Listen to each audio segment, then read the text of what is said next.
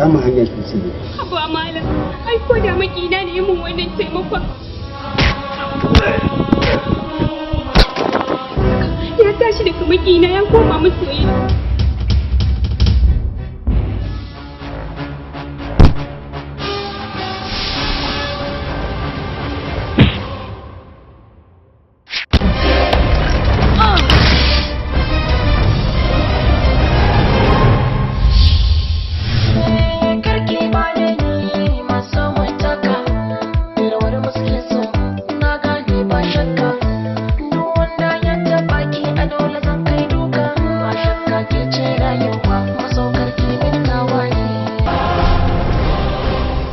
Allah ka bude min fiskar ka ga fiskar taimake ni a lokacin da nake neman taimako.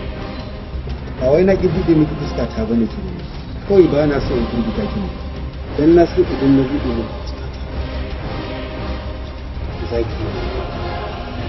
Amma bari ki gani.